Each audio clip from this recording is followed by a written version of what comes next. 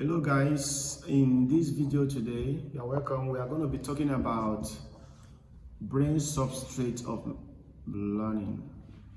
This brain substrate of learning or memory. We may also want to talk about concept learning. So the brain substrate of learning, when we talk about this, we are trying to be interested in the parts of the brain responsible in memory or in learning. The parts of the brain responsible for learning to take place. That is the brain substrates of learning. And I'll go straight to, at this stage of our life as students of psychology, there are three major areas we will want to know. And that part of the brain, they are called, you majorly will find them in the mesolimbic system.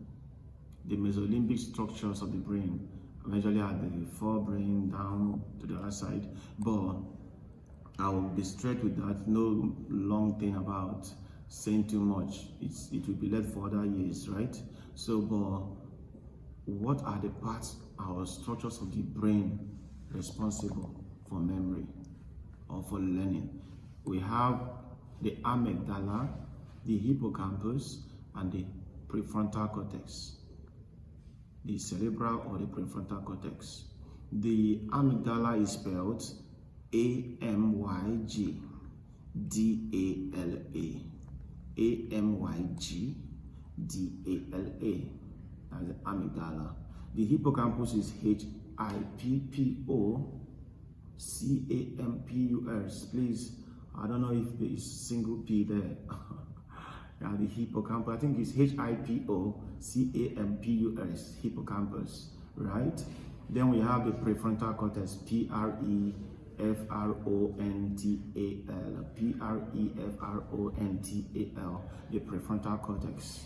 Cortex is spelled C-O-R-T-E-X. Okay, these are the type or structures of the brain responsible for memory that we're going to be discussing. Moving forward in maybe final year and all of those things, you understand that all of these are interchanged and not necessarily just touching one aspect of memory. Meanwhile, for this course, we know that the amygdala is majorly responsible for emotional memories. Your emotional memories, oh, those beautiful memories of the old. Those times, the first birthday your parents had for you, right? The pain, the first heartbreak. Isn't that word, right? Okay. That is the kind of memory stored in amygdala. Those emotions, you hear people say you could forget what somebody did to you, but you wouldn't forget what they did. And you wouldn't forget how they made you feel. People may forget your actions today, but how you made them feel, they will not forget. And please, I will also encourage you guys, you may not, I may not understand or may want to remember whether you subscribe or you not subscribe, but how that made me feel that I went to one of my videos and I'm having up to 40, 50 views and 10 subscribers at that point.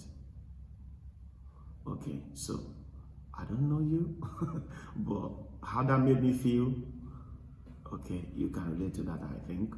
That is very discouraging and it hurts, right? So please do well to subscribe. I'm requesting, please do well to like and comment, and please share to others. It will be a very nice feeling for me, right? So the amygdala will contain a good and pleasant feeling at that point, or emotion or memory, knowing that my friends here, my followers, are good subscribers to my channel, right? So that is amygdala. They give you, they store those emotional memories. Now the hippocampus is the part of the brain responsible for what we call the episodic and the semantic memories. When the word semantics comes in anywhere you are, in any course, in any where you see it, remember it's talking about meaning, words and meaning. Terminologies and meanings, words and meaning, what do they mean? What is the meaning of, can you define learning? This is where you see it. Semantic memories. That is what is stored there. Where is what is the capital of France? Paris, you remember that? Capital of Nigeria, Abuja, all of those things, right? So these are things stored in hippocampus, semantic memories, the meaning, what is psychology, types of authority, all of those things is stored there, and that is one categorized as semantic memory. The other ones also is the episodic memories, events, sharp happenings, all of those events, the wedding, the marriage, things that happen. I saw one woman, I saw something happen in the park today, I saw two, all of those things, events, we store them in this hippocampus. Yes. Then the prefrontal cortex, the kind of memory that is stored in the prefrontal cortex is the one we call the procedural memories. At that moment you want to install your television and you are checking the manual. You know the manual brings the procedure, right? So, but you know that with time you just do it with ease without the procedure because you've learned it. Now, majorly, procedural memories are the memories that have to do with movements and motions, right? Example, playing keyboard, playing guitar, swimming, dancing, riding a bicycle. There is a movement, there is motion, locomotion in action, because these aspects, we call them the motor memories, and I call them the procedural memories, right? Yeah, so this is the kind of memory you see in the prefrontal cortex. And you understand that somebody that have learned something that is stored in the procedural memory, they hardly are forgotten. They hardly go through interference of forgetting, right? Because procedural memories, that motion, that part of the brain is developed and everything. Okay, for example, you learned how to swim at the age of 12. When you get to 20 or 30, you will discover that you will still be able to swim. Yes, but yeah, I'm sure you know that you have to practice it again before you could be doing it with ease again. If you could ride bicycle at 12, check it at 30, you'll be very good with it still, with little rehearsal, right? If you can play a guitar, a keyboard, a trumpet, this is how to do with movements. Try them 20 years later. You wouldn't be an amateur, you wouldn't be a rookie, or am I using the right words? You wouldn't be like a first learner. You will still be able to do them. All you need to do is just give it a little practice again. So that is procedural memory. Like I've said, the amygdala houses the emotional memories, the hippocampus houses the semantic and the episodic memories, episodes. Yeah, the procedural memories, or say the prefrontal cortex houses the procedural memories and the motor memories.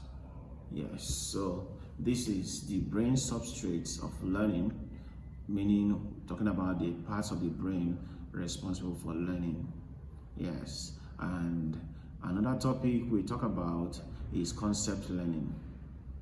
Concept learning refers to learning of concepts, learning by concepts.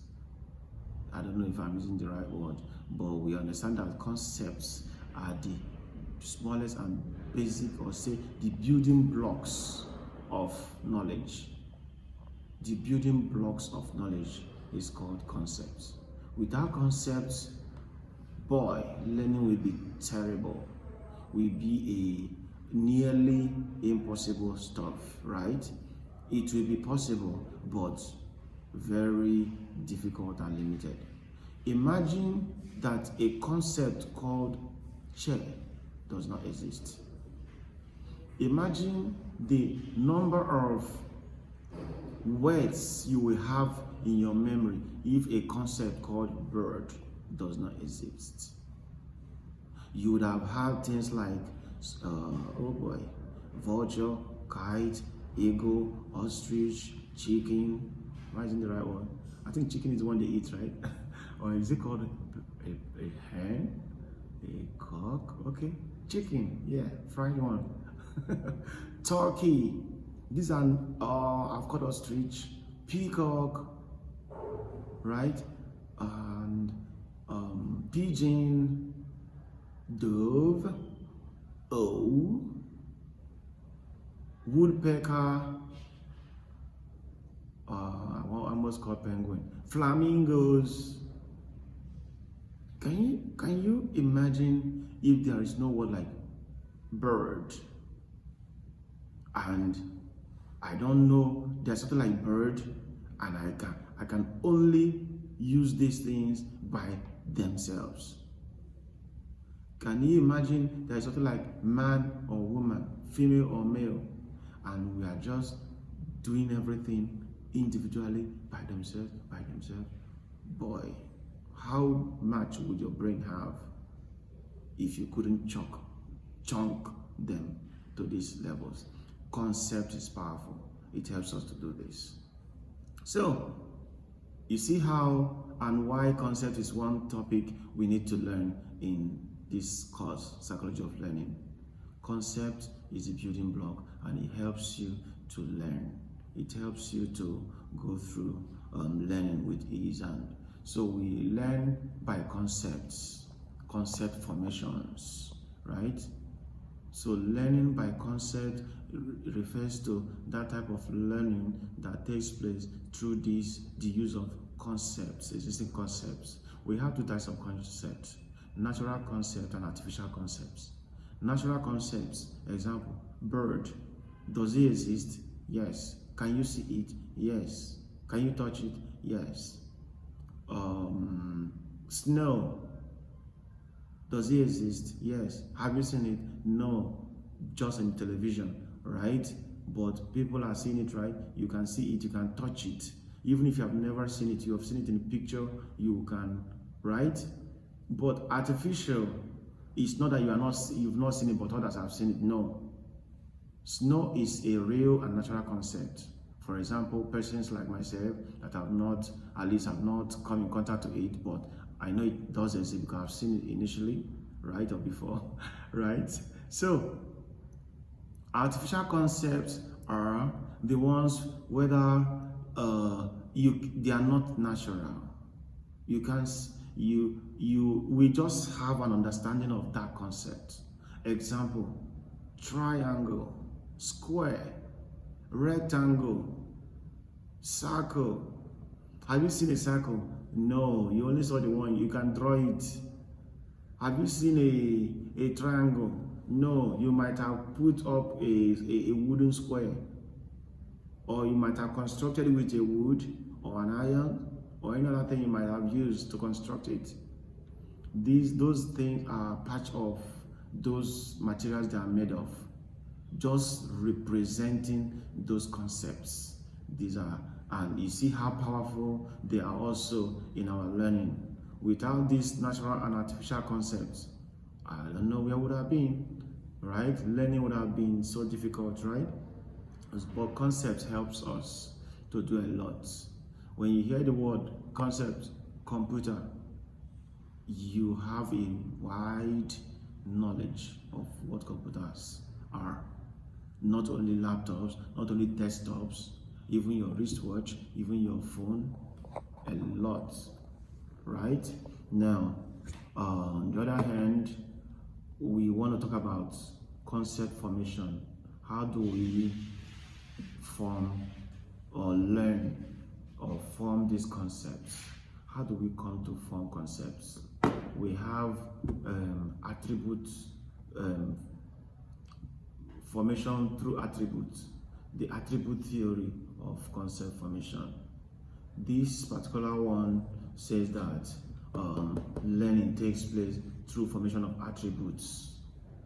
That we learn, we form concepts through attributes. When we say attributes, things that have the same characteristics, right? A human, we know what humans are. When we use the word, that concept, we categorize things there because they have same characteristics, right? They have two legs, they have this, they can think, they have this and they have that, right? When we want to say a bird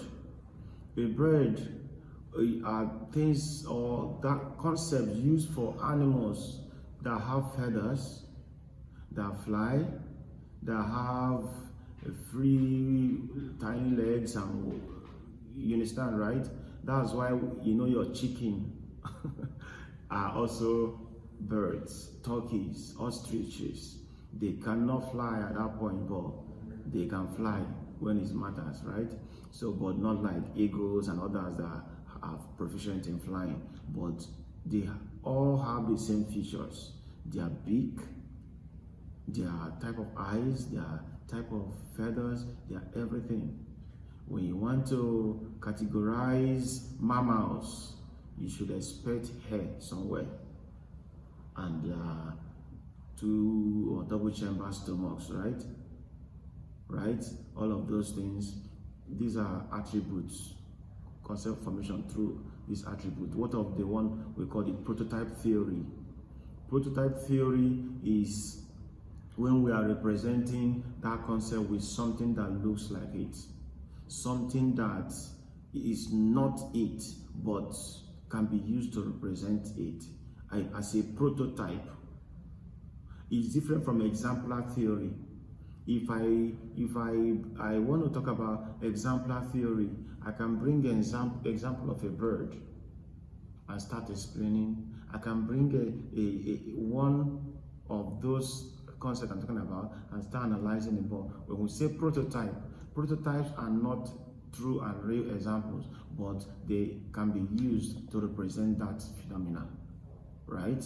Or that concept. When we talk about the concept of brevity and strength, we are talking about eagle, lion, right? Lion, brevity, strength. When you say eagle, you are also talking about strength. You are talking about visual acuity, the eagle eyes of the pilots, right? All of those things. And you talk about freedom fighter as a concept. There are prototypes. You remember Mahatma Gandhi of India. You remember Nelson Mandela of South Africa. You remember Celeste of Burkina Faso, right? You remember Nnamdi Azikiwe of Nigeria, right? These are Kwame Nkrumah. These are freedom fighters. These are persons that have stood their ground. And once you remember, you just mentioned freedom fighter, there are names that will come to your memory. These are prototypes of these things, these concepts. They are not the word brave, but you can use them to form that concept and represent something as that. That is the prototype, that is the exemplar, and that is the attribute theory of concept formation. And this is the size of this video. And please remember to subscribe, like, and share. Thank you very much.